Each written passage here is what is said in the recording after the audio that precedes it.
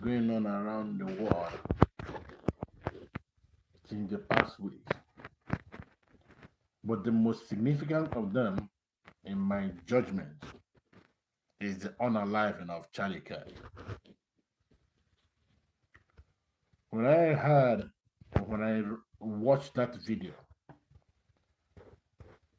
I received a call from my friend who has been following US politics alongside me. The first thing I told him is that let him pray that this guy doesn't die. But whether he dies or not, America has been changed forever. And I said, this might be bigger than Martin Luther King Jr. And he laughed at me. He said, no, it's not. But I said, yes. Then finally I told him that this might be America's one last chance to get it right or perish forever. Why is that? America, in a way, has been the head of the snake. That everything that goes wrong or right in the world usually starts from there.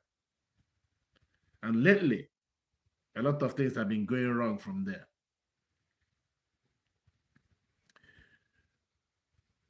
Political violence has been, in a way, normalized, and especially to one side. Forget about this nonsense claim there is violence in both sides. There's no violence in both sides. Can you imagine if a prominent voice in the left was murdered in broad daylight before his wife and two tiny kids? Just imagine what would have happened around the world. Houses will be burned down. Roads will be closed. People will be attacked, spat on. But none of those happened in the case of Charlie. Just a few years ago, I saw this guy with Candace Owens responding to people in the UK. And then I thought, who is this guy? At the time, he was not really polished as he is now, or as he was.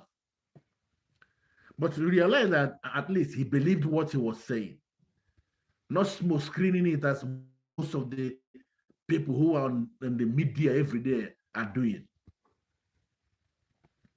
He became a person of interest to me. I kept the tag on him, monitoring his development. And what does he really believe? He believed that everyone has a voice who wants to have a voice. You see that? He doesn't force your voice on you. If you want your voice, you have it. That means you also have freedom to give up your voice. So he believes in freedom of speech. And ironically, the day he was shot, the t-shirt he was wearing, I have not seen any person talking about it. It's insignificant, right? No, it's not. The t-shirt he was wearing read, freedom. Freedom. He's free now. He's free. A young man. So, it's this way. Why did I make those comments that this guy might be bigger than Martin Luther King Jr.? I'm a black man, so to make such a claim will be considered in some areas as not only stupid, but completely deranged. But hear my point, hear me out. Martin Luther King was a priest, a reverend of the church. An activist, right? Sure. But he was a priest. So having an audience wouldn't have been as difficult as a nobody having a multitude following him. As a priest, he commands a moral stage. I'm not talking about his morality. I don't care about his personal morality. But the morality of the Christianity on which he stood gave him a pedestal to speak from. But this guy was just like Christ, a nobody from nowhere, coming out, commanding the approval, admiration, the aura, and also the hatred of men. And amidst all of that, he kept his calm. And I told him, listen, King was a great guy, but probably we may not have known him if not the I had a dream speech. Probably, I'm saying probably. I didn't say he wouldn't have been known. He says it's not a statement of fact. But this guy, a school dropout, who want to follow a school dropout, started an organization that whose main audience are people in the university. Don't you see the irony? Don't you see the irony? A university dropout founded a school, founded an organization whose core membership are university students. You want to tell me that if it was not well built, that the university students will go as low as being a member to an association founded by somebody who couldn't stay long in the university? Is that they saw beyond his status. They saw directly his message, which is it is free to be an American, a Nigerian, a South African, an Afghan. It is free to be a citizen of your country. It's free to talk about your country without being seen as a racist. Everyone accused him of racism. He said that he would be scared of black pilot. But they left the main use of that statement. That was the kind of what would be his reaction going forward based on the practice the so-called elites of the liberal life instituted, DEI. He said, the fact that they reduced the training to favor the black pilots, it removed the possibility of knowing de facto that some of them are outstanding and leveled everyone under the umbrella of DEI. In which case, it's presumed, prima facie, that every one of them came in through the same process that reduces the standard. But the media has found a way of twisting practically everything. The media has turned into a propaganda machine. If they were fluid, evenly divided among the right and the left, it's a different thing. But it's like 98% left, 2%, 1% right, and 1% neutral. That way. This young man was called Hitler. Hitler. He had never killed anyone. He had never advocated, for the death of anyone. He called out George Floyd as a criminal.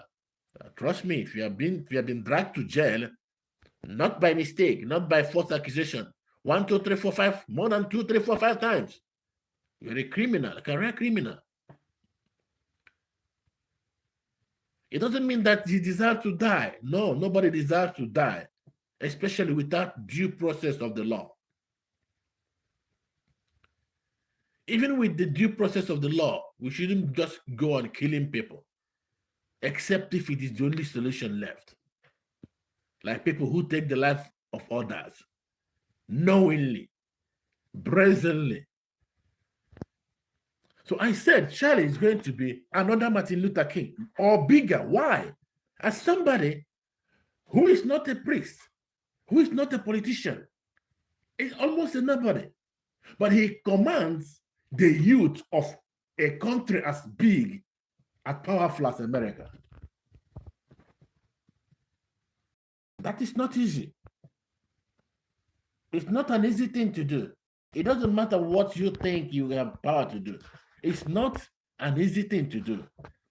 To be able to have chapter in practically all the universities in the US, from nothing. Now, what does killing him bring? As I said, it's an opportunity for a change, a rethink. Where did we go wrong? Where did we turn the public square into a hunting ground? When did politics become a do or die affair? When? And trust me, there's no violence in both sides. It's both sides. It's not both sides that stand on the road, throwing stone on people, blocking people's way, casting venoms on people they never met. It's not both sides. Everyone knows which side it is. The same side that are throwing politicians of the opposition party to jail everywhere around the world. The same ideology that any person who can talk, as long as he's not talking what you want him to talk, should be eliminated. The same people. Even as I'm talking here now, I could be disappeared. Not because I said anything controversial, but because I dared to question a single legislation. People who brazenly call their own people Hitler, call their own people evil. Not people with wrong idea, but evil people. But deep down within them, they know that these people did nothing to warrant that. But because they have said it repeatedly, they themselves have come to even believe it. If that doesn't scare you, I don't know what does. So Charlie may have died at 31. He's live in front of him. He dropped out knowing his goal. He already knows how he wants to be remembered when he died, as a man of faith. He may have died, but his voice has been multiplied, and it continues to multiply geometrically. I was surprised listening to Al Green talking on the hall of the US Congress. Al Green saying he agreed with Trump. I know politics, but that defeated me. Because he never agrees on Trump with anything, even feeding the poor. The fact that he agreed with Trump on this point means that the change is coming. And this is not the time to let off. You cannot stop throwing it to these people that there is blood in their hand. Each time they are calling people who are going about their life Hitler.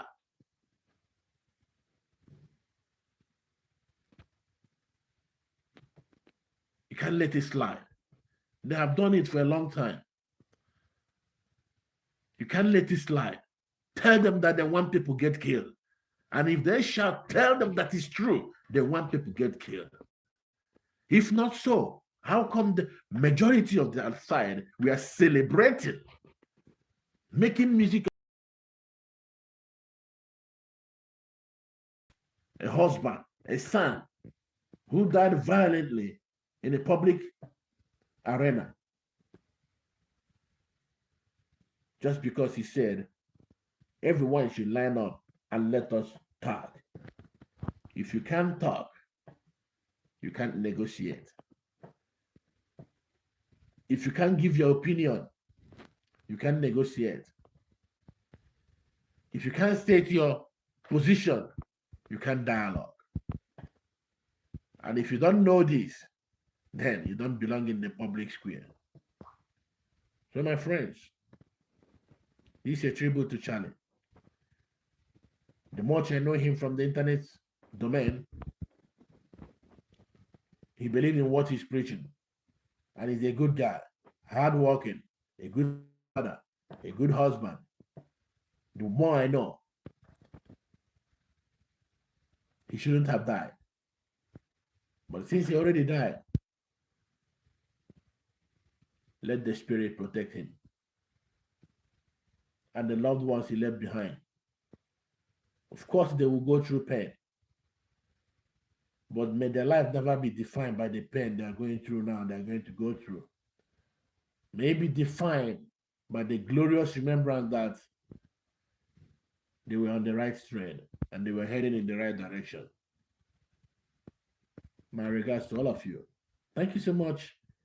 If you pass through, or if by any chance you happen to bump into this message, just like, share, and subscribe. Write your opinion. Tell me I'm talking nonsense. It's okay. It's okay to talk nonsense too. It's better than not saying anything and doing evil. Have a beautiful day and enjoy yourself with the people you love. I'm out.